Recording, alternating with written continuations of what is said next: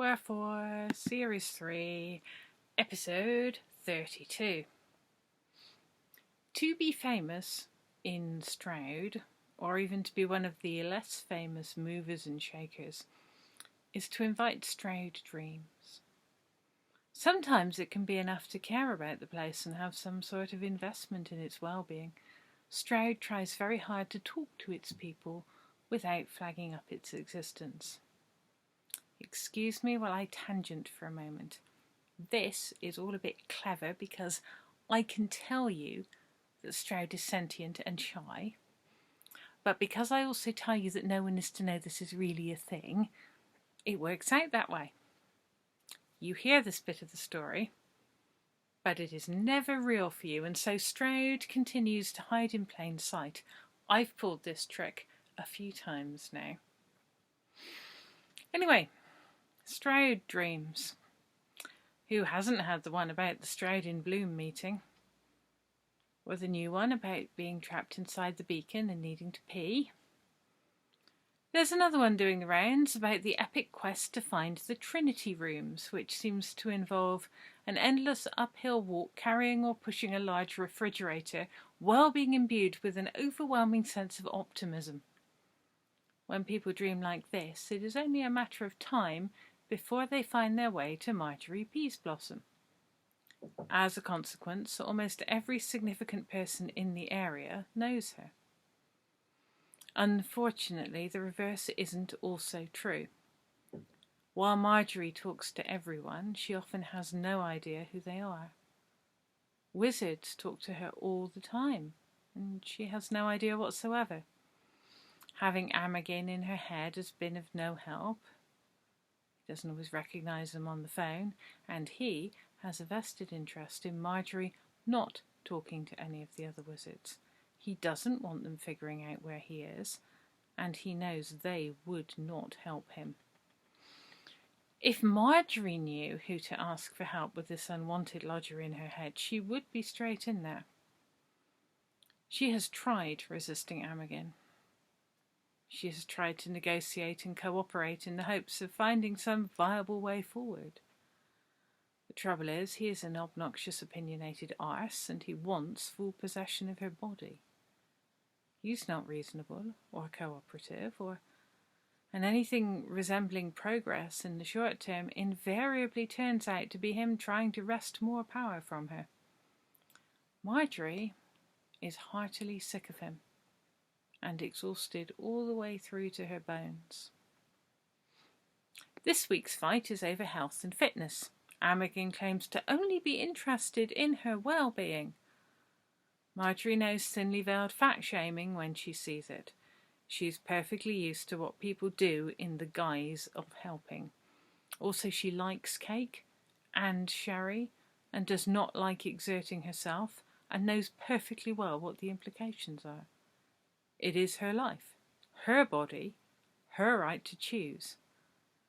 Except Amergin keeps insisting that as her health now impacts on him, he should get a vote. He likes walking, he says. She compromises a little, trying to work out how best to manage this new front in their ongoing conflict. Thanks to this, Marjory finds herself staring bemusedly at a dilapidated building near the canal. According to the signage, it is a telephone exchange. "Why are we here?" she asks. "Don't you ever think about it?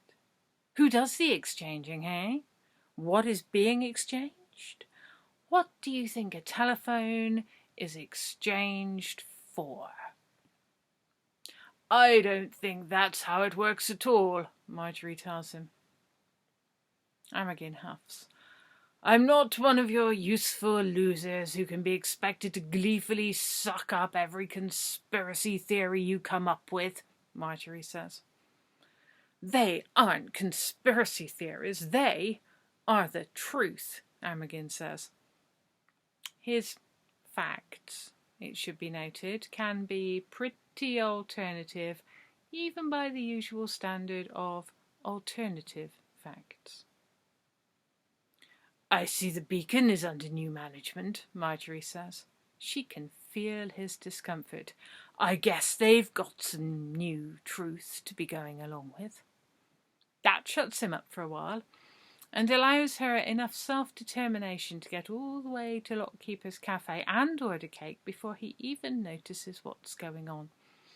By then it's too late, and he is unable to halt the cake consumption process. I bet they don't even miss you at the Beacon, she says, when he puts up a fight over a second latte. As you're so keen on walking, we should go up the hill and look in through the windows and see what we can learn. For some reason, he doesn't seem keen on this plan at all. Marjory savours her second latte and the sweet, sweet taste of victory. She doesn't think there will be much more pressure to walk, and if there is, she can walk him past his former haunt. Later, as they are trudging up the high street, Amergin tries to greet one of his old anti-vax friends. The resulting tussle makes Marjory look a little bit like she's having a fit, or possessed. It causes the anti-vaxxer to back away nervously, which at least solves one problem.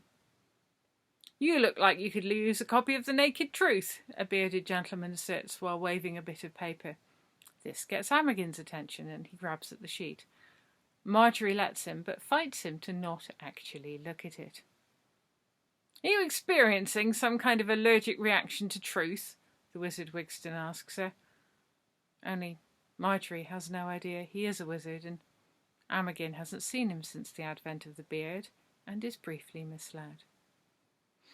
You seem to be confused and in two minds about things, Wigston continues. It's mostly pictures of naked biros that I think look like politicians, he adds.